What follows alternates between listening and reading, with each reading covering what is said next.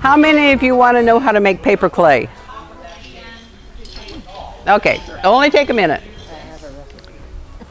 Yep, the recipe is, I don't know if it's in that handout or if it's separate.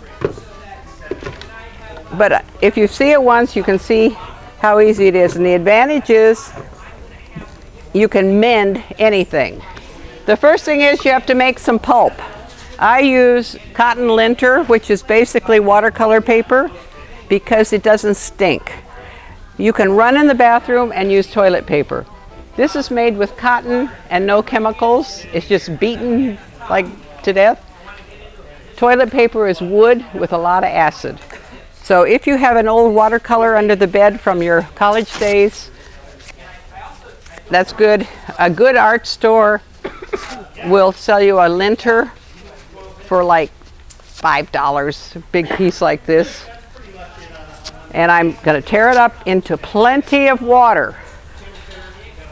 And probably a piece about that big in a blender. If you have to make 20 gallons, then you work in a bucket with a big jiffy mixer, but most of us don't need that much. This is basically a patching material. There it goes. I pushed the wrong button. I need you, Joan. That's it. That's it. All we're doing is breaking it down into fibers. And I make some of this and I keep it in a container. And because it's cotton, it doesn't stink. If after 6 years it's smelling bad, put a little vinegar or Clorox or something in it. So there's the pulp, first half of the recipe. Now we're going to make a perfect color match to this little, I was going to guess it's porcelain. That's what we're going to make it out of. Somebody wanted to know how to make porcelain paper clay. If you're a wheel person, save your trimmings and don't squash them. Just keep them, all those little pieces. If you're not a wheel person, go to the wheel people and take their trimmings. And then bag it. This is dry porcelain. I'm going to make a small batch to fix this little thing here. If I use the same clay as the broken piece, you can't see the repair. It's absolutely perfect. It's going to have little fibers of cotton in the slip.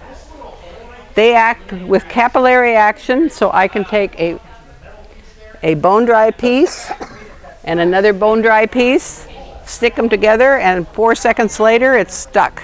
And Marie Franklin will tell you, if you're teaching elementary kids clay, you gotta have some of this stuff because they break their little arms and legs off all the time. If you're doing 8 to 11 red, make a little batch of 8 to 11 red. If you're doing terracotta, make a little batch of terracotta and just mark it and keep it on hand. Now I've got a little water in there. I'll try not to get you dirty. No guarantees. I'm in a dangerous position. Yeah. She prepared. Yeah. If I don't have dry stuff, I use wet clay. Blop, blop, blop, blop, blop, right in the hole. Okay, how'd she make that go? I'm making a milkshake.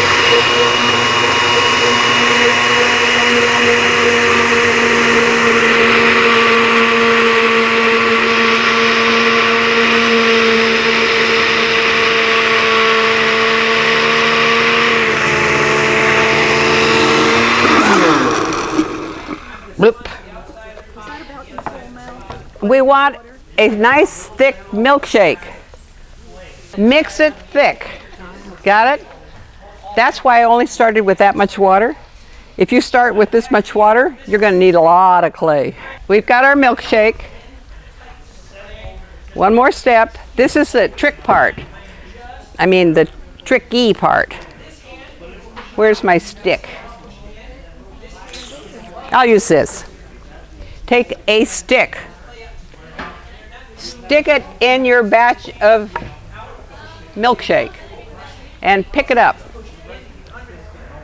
Now take your finger and divide it into 3 parts. 1, 2, 3. Take your finger and make a dot where another one would be.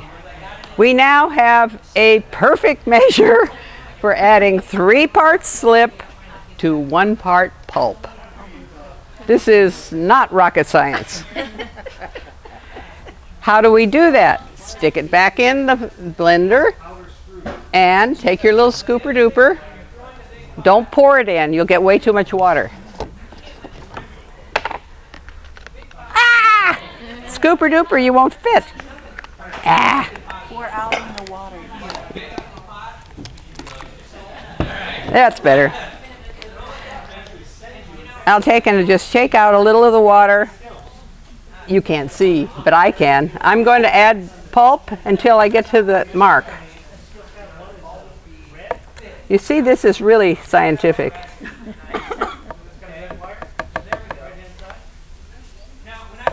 That is now 3 parts pulp. 3 parts clay, 1 part pulp. I changed containers. Take the stick out. Everything that could go wrong has gone wrong, even at one point. Now this is really messy. I'm moving out of the firing range here.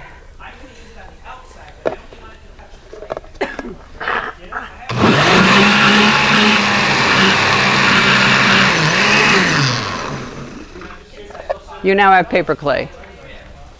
You're done. Mark it and store it.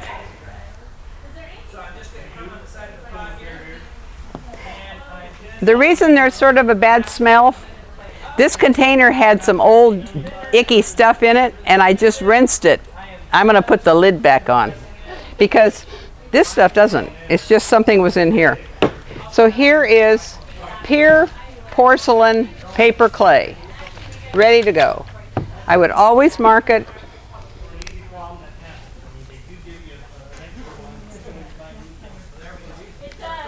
And I usually put what temperature it goes to. Paper clay. That can be there until the day I need it, and then I say, oh, thank goodness I've got some mixed. If not, it took what, 10 minutes? Only on greenware. It works best on bone dry greenware because the capillary action is going to go into the broken pieces. So what we do, we add just a teensy-weensy bit of water to get a little humidity on this. And then we take some of our paste, it's like crazy glue, put on more than you think you need. And I actually like it a little thicker, so I would probably leave the lid off. And then put your little broken piece together. It'll squish out. If you have a little gap that you missed, fill it up.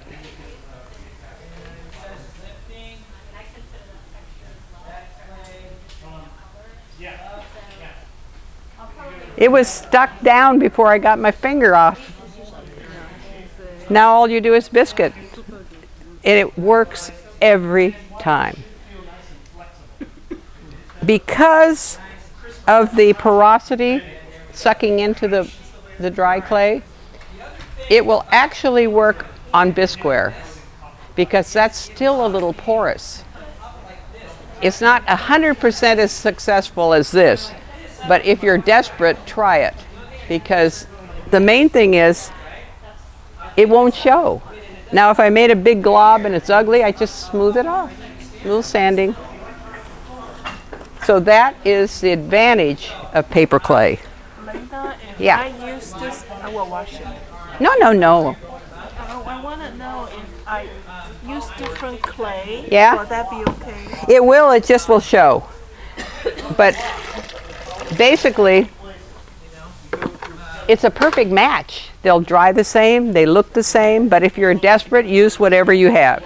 But don't use like a low temperature clay on a high fireplace. That wouldn't work.